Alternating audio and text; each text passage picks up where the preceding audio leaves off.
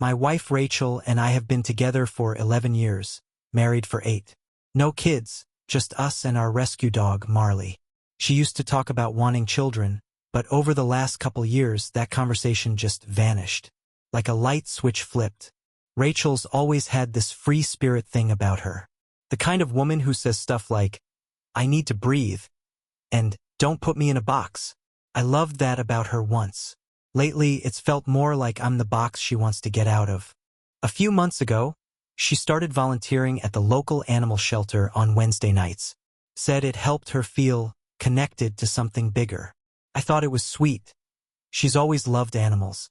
She'd come home late, tired, covered in cat hair, and still somehow managed to look beautiful. But last Wednesday night, something was off. She kissed me goodbye around 5 p.m., same as always. But at 11, when she walked in, she was glowing. Literally glowing. Her makeup was still flawless, and the scent of her favorite, an expensive perfume, hit me like a punch in the face. Here's the thing, Rachel never wears perfume to the shelter. She says the animals don't like it. I've heard her say that exact sentence to friends. But that night, it lingered around her like a secret she didn't mean to share. I asked her how it went casually. She smiled too quickly. "So good," she said. "We had a new litter of puppies come in. I stayed late to help bottle feed. I should have left it at that. But something in me, the part that still trusted her, started to feel like a fool. I didn't know it yet, but my marriage was about to unravel. One Wednesday night at a time. Couldn't sleep that night. Every time I closed my eyes, I saw her face. Too bright, too cheerful. The way she said puppies, like it was the most innocent word in the world. But all I could smell was Chanel. Expensive, seductive, out of place. The next Wednesday, I told her I had a late meeting. She told me she'd be at the shelter until at least 10. Her voice was breezy, even playful. "Don't wait up," she added, blowing me a kiss like it was a sitcom. At 7:15, I followed her. She didn't drive straight to the shelter. She didn't even turn in that direction. Instead, she parked 2 blocks away from a place I'd never noticed before. A small, tucked-away jazz club called the Velvet Fox. No neon signs, just a red awning and a bouncer who gave her a nod like he knew her. I sat in the car for 5 minutes, heart slamming against my ribs. I don't know what I expected. Maybe a girls' night, some drinks, something harmless. I needed it to be harmless. Couldn't take it. I got out and walked to the door, paid the cover charge, slipped inside. Low light, velvet curtains. The air was thick with music and sweat and bourbon. A saxophone was moaning on stage. And that's when I saw her. Rachel. Not in sneakers and a volunteer hoodie. No. She was in a tight, fire-red dress that clung to her body like sin itself. Her hair was pinned up, her lips ruby red. She was sitting on the edge of the stage, curled up against the saxophonist like she belonged there. Like she'd always belonged there. She leaned into him. This guy in a crisp black shirt, slicked back hair, and confidence oozing from every note of his solo. She whispered something into his ear, and then she laughed. That laugh. The one I hadn't heard in years. Not at home. Not with me. I turned and left before I could do something stupid. I didn't confront her. Not yet. I just drove home in silence, gripping the steering wheel like it could keep me from falling apart. I didn't cry. Not then. That would come later. The next morning, Rachel acted like everything was normal. She yawned dramatically, walked into the kitchen in one of my old college t-shirts, and kissed me on the cheek like a dutiful wife. "God, I'm exhausted," she said, pouring herself coffee. "That shelter was chaos last night. One of the volunteers didn't show up, so I had to clean out the cages alone." I stared at her. The same lips that had been brushing up against a saxophonist's neck 12 hours earlier were now pretending to talk about scooping dog shit. And she didn't even flinch. "I thought about swinging by," I said slowly, watching her face, "dropping off dinner or something. But I didn't want to interrupt." She paused just a second too long. Her eyes darted down to her mug. "Oh no, you'd have hated it," she said quickly. "Smelled like wet fur and bleach. Definitely not your scene." The words were smooth, Too smooth. Practiced, almost. That's when I knew. She had a script. She'd been lying for a while. And worse? She was good at it. That night, I checked her browser history. Cleared. Her texts? Clean. But I noticed one thread with a contact saved as Jazz Group Chat Saxophone. Just one message.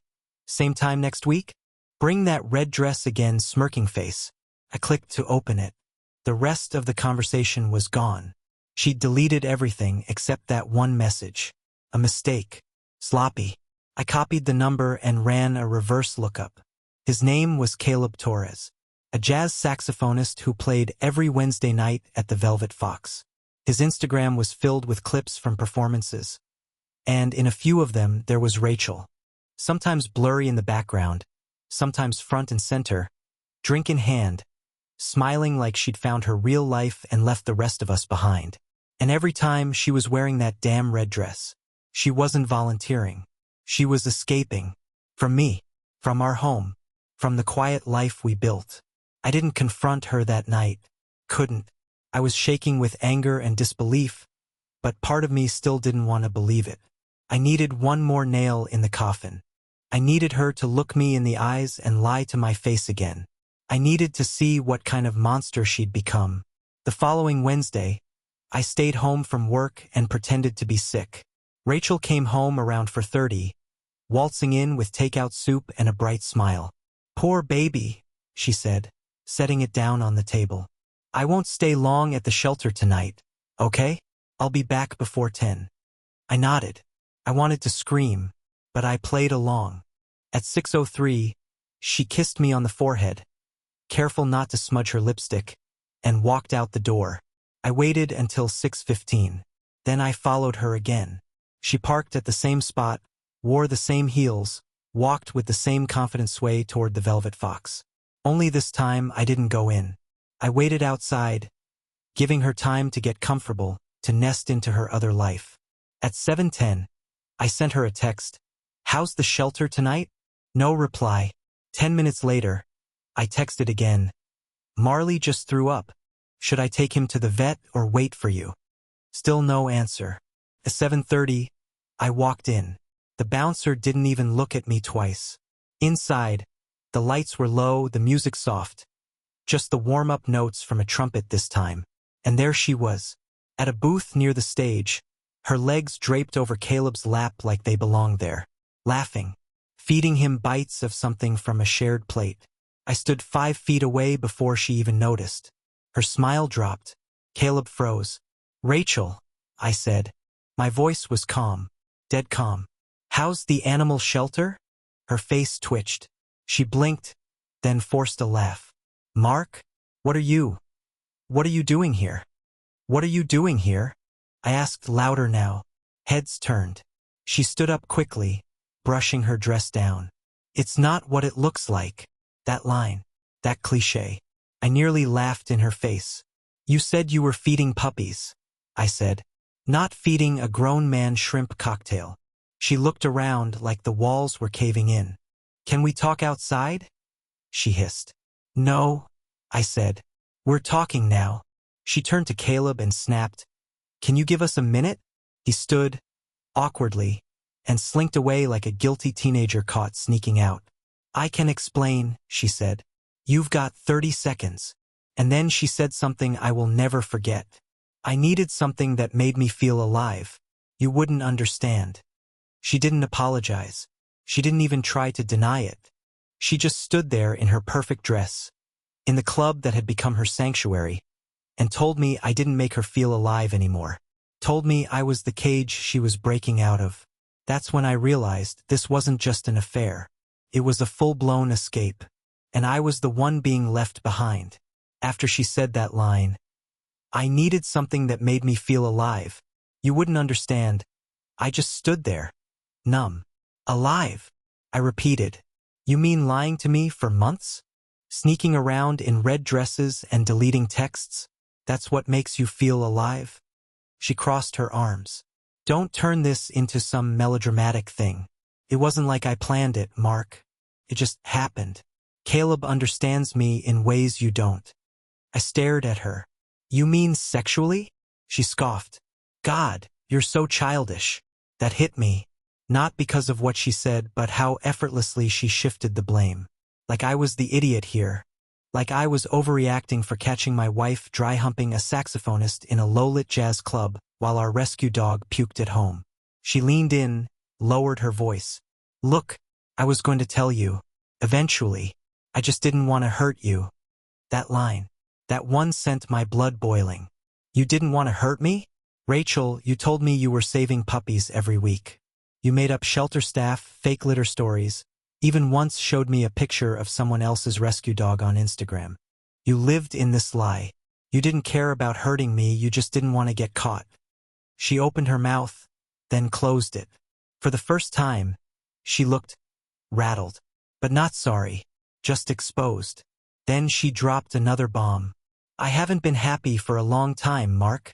You're too safe, too boring. I needed something unpredictable, something real. Unpredictable, real. So real, she had to build a double life to keep it going. I laughed bitterly. So what now? You move in with the jazz band?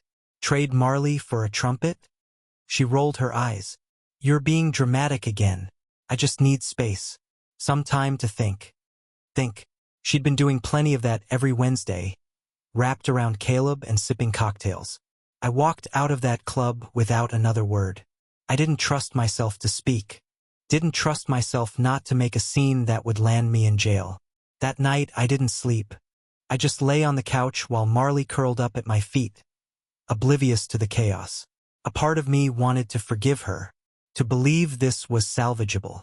But another part, the part that saw her smirk while lying to my face, that part was already shutting down.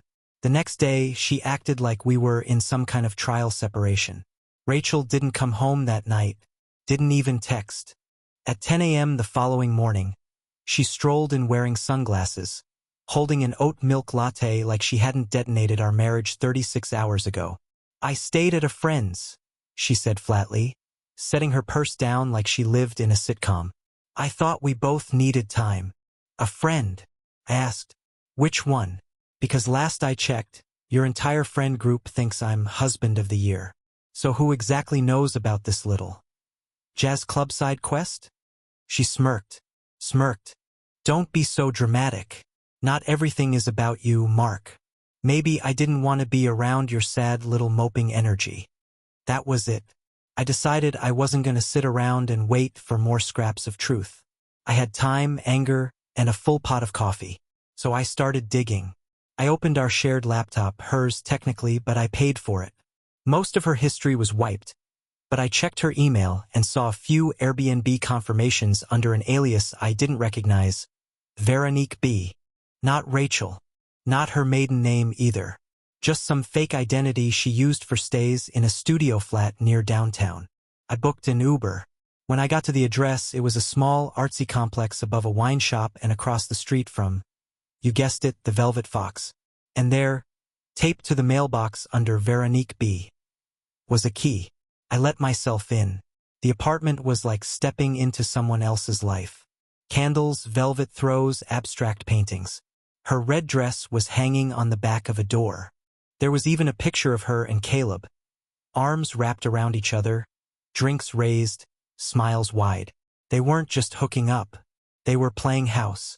There was a receipt on the kitchen counter for a 2-person cooking class, dated last week, and a half-written journal entry in a notebook with the words, I feel like I can finally breathe here. With him, I'm not someone's wife. I'm just me. I took photos. All of it. I didn't confront her that night. Instead, I printed the photo of her and Caleb and left it taped to our fridge with a note that said, your double life fits in a 1-bedroom flat. Take it all and get out. That night, I checked into a hotel with Marley, the only one loyal to me in this whole damn story. The message on the fridge must have hit her like a bucket of ice water. Around 11 p.m., my phone lit up, first with a call. I didn't answer. Then a text. Mark, what the actual F** is this? Where's Marley? Why would you go through my private space? ***. Private space? I stared at the screen, stunned. No apology. No regret. Just indignation. Like I was the villain for pulling back the curtain on her circus act. I didn't respond. 10 minutes later, another text. We need to talk. You're overreacting. It's not what it looks like. There it was again. Not what it looks like. That damn phrase should be engraved on her tombstone. Still, I let her twist in the wind for the night. I wanted her to feel what I'd been feeling, disrespected, disregarded, replaced. The next morning, I went back to the house. Not because I wanted to see her, but because it was still my house and Marley needed his stuff. She was there, sitting on the couch, no makeup, hoodie pulled tight, like the girl I used to know before the glamour, before the perfume, before the saxophonist with wandering hands. You blindsided me, she said as soon as I walked in. I laughed. She was blindsided? Rachel, you created an entire second life. I snapped. You lied to my face every week. And your biggest issue is that I entered your fantasy loft without your consent? She stood up. You're being unreasonable. I opened my phone, pulled up the photos. Her and Caleb at the apartment. The red dress. The cooking class flyer. Her face drained of color. You went through my things? She whispered. You went through our marriage. She sat down, shaking her head. It wasn't supposed to get this far. That's when I finally asked. So how far did it get? Was it just him? Or are there others too? She looked me in the eye and said, honestly, he's the only one I caught feelings for. She caught feelings. Like we were in high school. Like this was some harmless crush instead of a betrayal of a decade-long relationship. I didn't yell. I didn't throw anything. I just walked to the bedroom, packed a duffel bag, and grabbed Marley's leash. Before I left, I looked back at her. She was staring at the floor like the victim in a sad indie movie.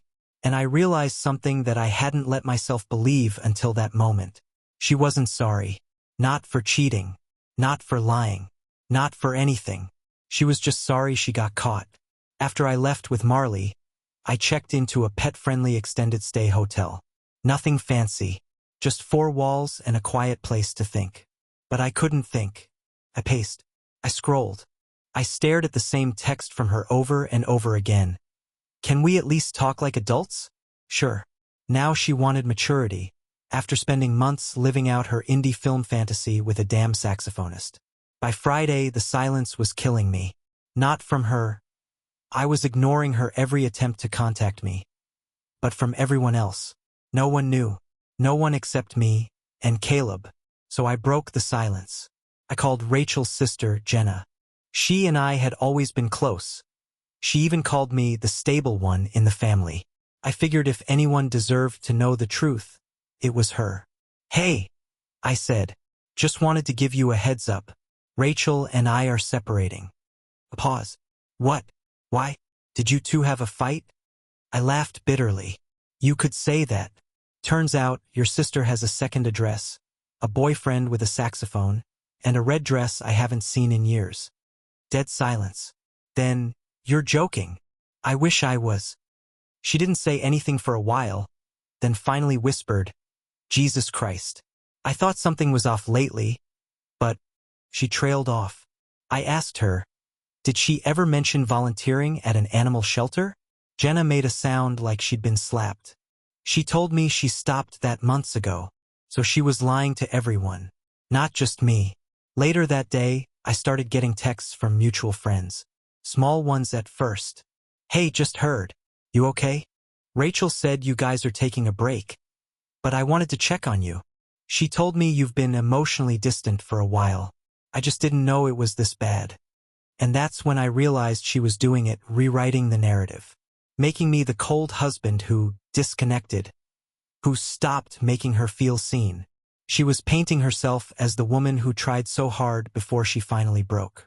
Except I had receipts, screenshots, emails, the journal quote from her other apartment. I wasn't going to play the quiet villain in her little movie. So I replied to one of our closest friends with a simple text. Ask Rachel if the animal shelter plays jazz and serves cocktails. Then ask about Caleb. Then call me. That friend called me within 5 minutes. Shocked, angry.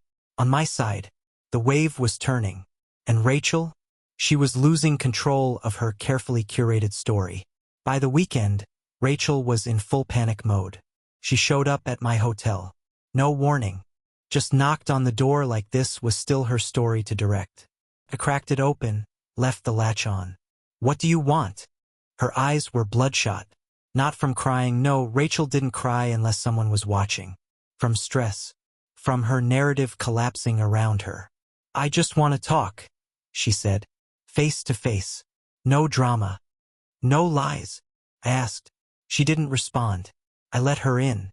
She looked around at the plain room, the suitcase half open on the bed, Marley snoozing on the floor like the world hadn't changed. Her eyes lingered on the dog for too long, like she was debating whether to ask for him, too.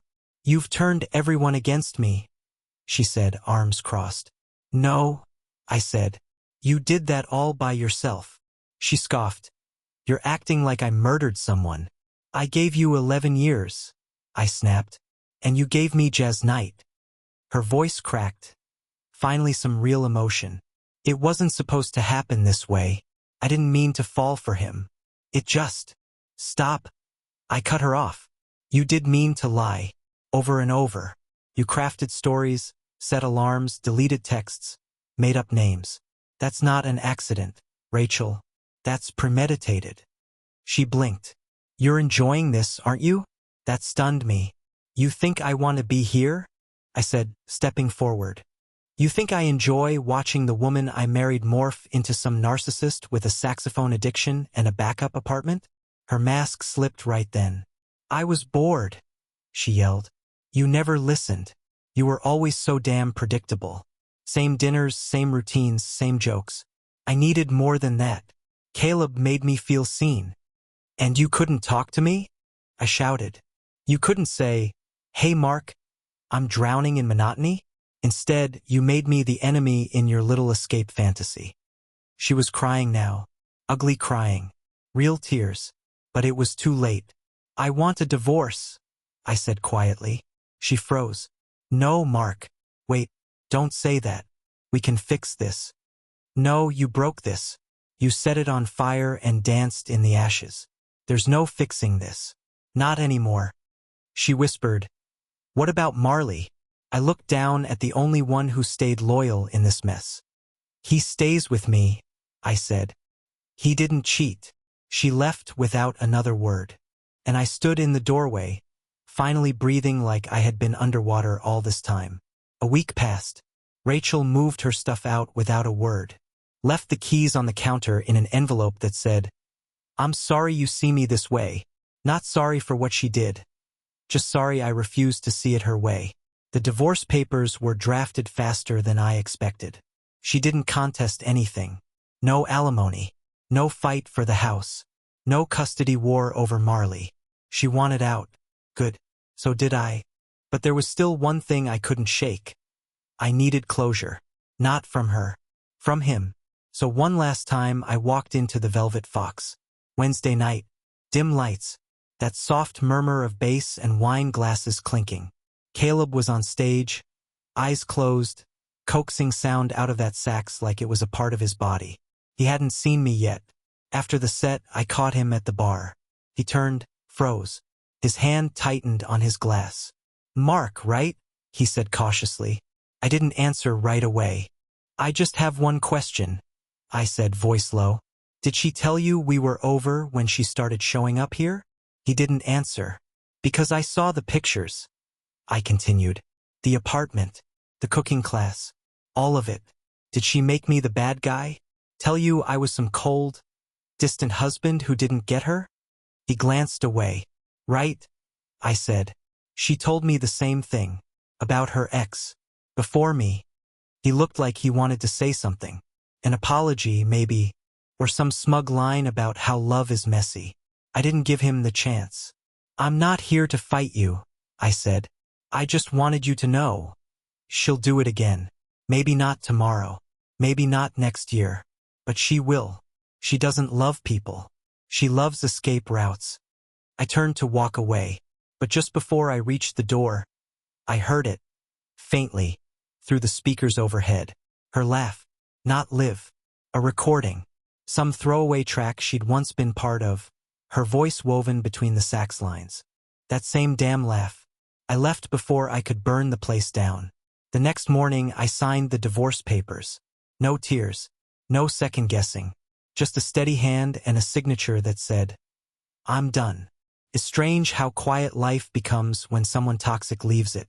The first morning after the papers were finalized, I woke up in the house alone. No Rachel.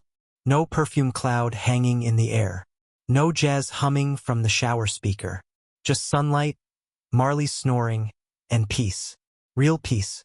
The kind you don't notice you've been missing until it hits you like a wave. I thought it would be harder. I expected to feel hollow, angry, bitter, and sure, those feelings still showed up in waves. But mostly, I felt light. The world wasn't on fire anymore. Rachel moved in with Caleb, at least for now. Jenna texted me a few days later and said, she's already posting pictures of them like they're a fairy tale. Makes me sick. I didn't respond. I didn't need to. Let her curate her life online. Let them jazz it up with candlelit shots and retro filters. I knew the truth behind the photos. I lived the silent nights and fake smiles. I was the man she outgrew when she needed chaos. But here's the thing no one tells you. Sometimes chaos burns itself out. 3 weeks later, Jenna messaged me again. She's spiraling. Caleb didn't want anything serious. Moved out after 2 weeks. I stared at the screen for a long time. I didn't feel happy or smug, just validated. Turns out I wasn't boring. I was stable. I wasn't safe. I was solid. She didn't want stability. She wanted distraction. And when the spotlight faded and the jazz got old, she was just left with her own reflection. Finally forced to face the truth that had been chasing her for years. She didn't know who she was without someone else to lie to. And me? I was finally figuring out who I was without her. I went back to cooking again. Took Marley on long walks. Even signed up for a pottery class. Just because it felt ridiculous and different. And guess what? I love it. It's messy. It's unpredictable. But it's real. And it's mine. Divorced. Not devastated. Just awake. If you had told me a year ago that my wife would be cheating on me in a jazz club while pretending to rescue puppies, I would have laughed in your face. Rachel was supposed to be my person. The woman I built a life around. The one I imagined growing old with, trading sarcastic jokes on our porch and spoiling grandkids we didn't even have yet. But the truth is, I was in love with a version of her that never existed. The real Rachel was a performance. A carefully managed illusion that started slipping the moment the applause stopped and real life set in. I don't hate her. I don't even wish her harm. I just pity her now. She wasn't rescuing animals. She wasn't rescuing herself. She was running. And she'll keep running. Until she finally realizes the problem isn't who she's with, but who she's been pretending to be. To anyone reading this who's suspicious, who feels something's off but can't quite put a finger on it, trust your gut. Perfume at the wrong time. A laugh that sounds different. Wednesday nights that stretch too long. These things don't lie. People do. My advice? Don't wait to catch them red-handed. Don't wait for the full story. Don't break yourself trying to fit into the narrative they've created without you. Walk away with your dignity intact. Rebuild from the ashes. And most importantly, don't let their lies become your truth. I'm not broken. I'm free. And in that freedom, I found something she never will. Peace that doesn't need a secret room or a saxophone to feel alive.